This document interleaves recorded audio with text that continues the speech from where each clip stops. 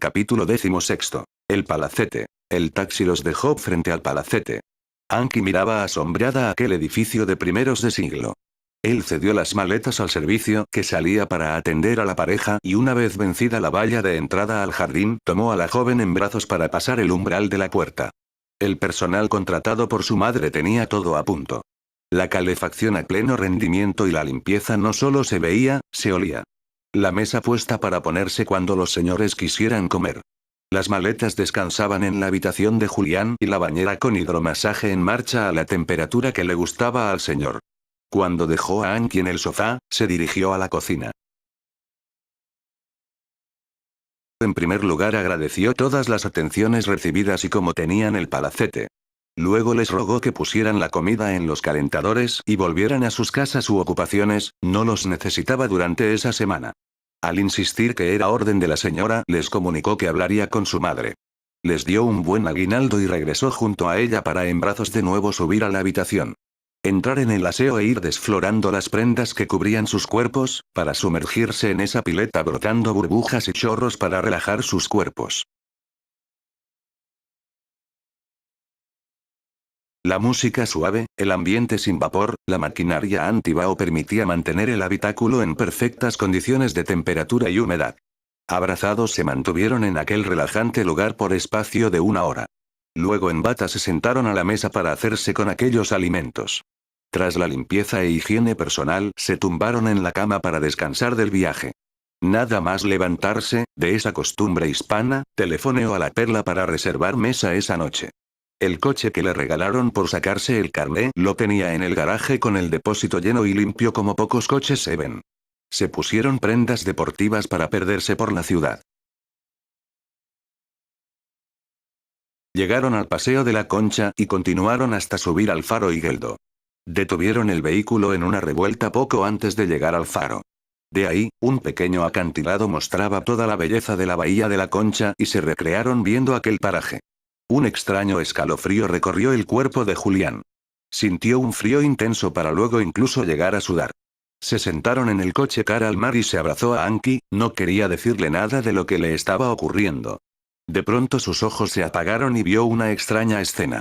Una joven que se parecía a Anki trataba de tirarse por el acantilado y él corría hacia ella para abrazarla y detenerla. Cuando giró su cara comprobó que no era Anki, no conocía aquel rostro. Un movimiento involuntario de su cuerpo le hizo regresar y volver a la normalidad, pero había sobresaltado a Anki que le preguntó de inmediato qué le sucedía.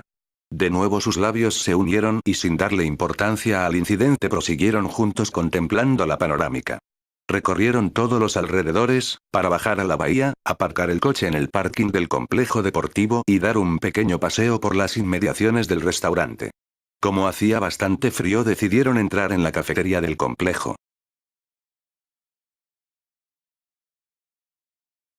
Le propuso jugar una partida de bolos, pero no estaba con fuerzas para mantener aquella pesada bola, alegando que no le gustaba, pero que si lo deseaba le acompañaría. Se encontró de inmediato con su negativa. Nunca haría algo que no le apeteciese realizar. Pasaron a conversar sobre el problema vasco, sobre la dictadura que reinaba en aquel país, de los estudios que había iniciado, de las perspectivas de futuro que tenía, de vela, como no, y por supuesto también de voleibol. Buscarían un momento para ir a ver partidos de vóley playa, que se solían disputar con una cierta frecuencia en la bahía y donde muchas veces se medía con otros jugadores. Tenía un buen historial de victorias. Luego, comentó, cuando regresemos a casa te mostraré los trofeos conseguidos a lo largo de los veranos. Andaba cansada y rogó regresar. No hizo falta repetirlo, bajaron al aparcamiento para poner el coche rumbo al palacete. Aparcó en el garaje, fue por la puerta del copiloto, para tomarle en brazos y subir con ella hasta el dormitorio. Allí la dejó con toda dulzura sobre el lecho. Entró en el aseo, conectó el jacuzzi y regresó a por ella. Portándole en brazos entraron en el servicio.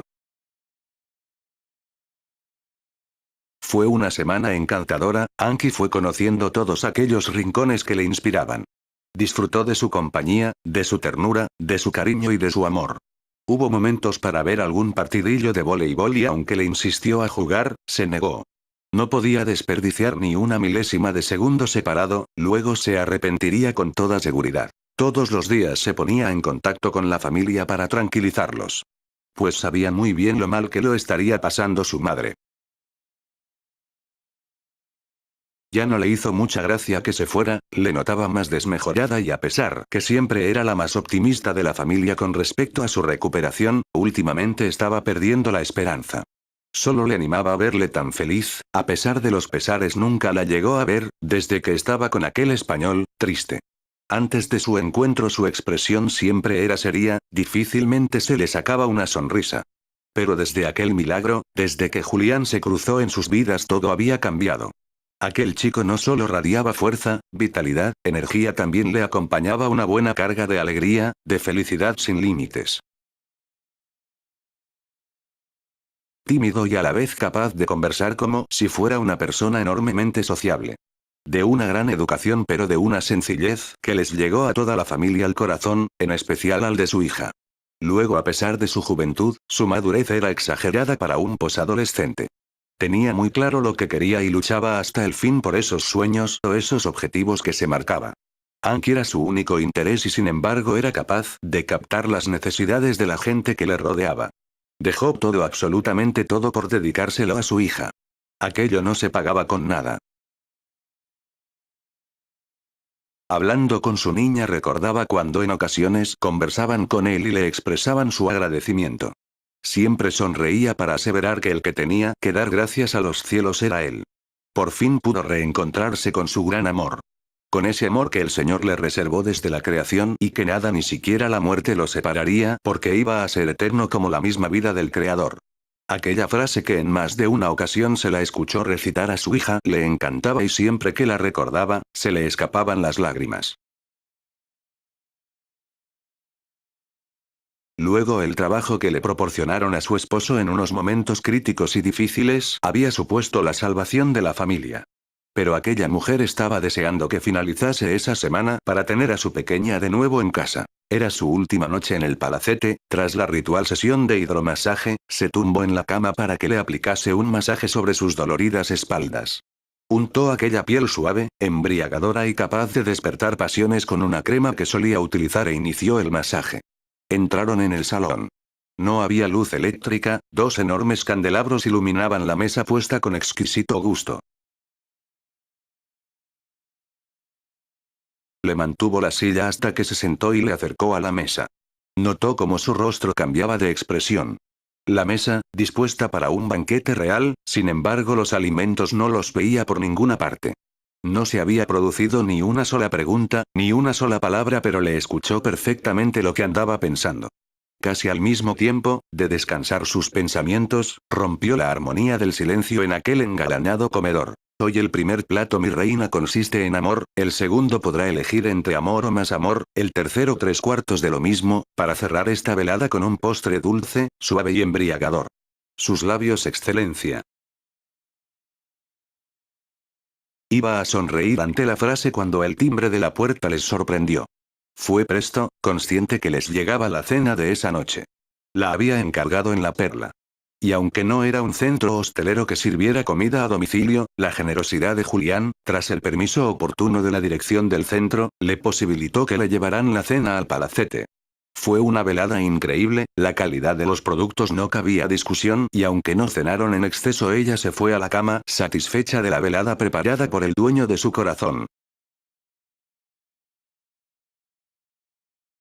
Observaba las dificultades que tenía para desnudarse.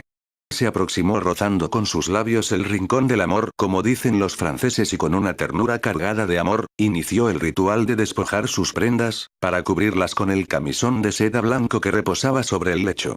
Luego se acostaron mientras él le abarcaba por la espalda para dejar sus manos sobre sus pechos y quedar profundamente dormidos. Esa mañana se despertó temprano, la ventana abierta y la persiana a media asta, como las banderas en los días tristes.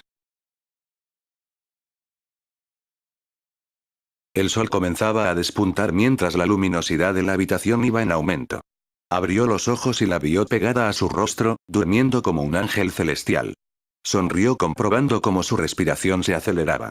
Anki se repetía mentalmente: mi gran amor. Un taxi los aguardaba en la puerta. Entre el chofer y él colocaron el equipaje en el maletero y luego regresó para sacar a la novia en brazos e introducirla en el vehículo público. Volvió para cerrar las puertas del palacete para tomar rumbo a Irún. El aeropuerto de Donostia.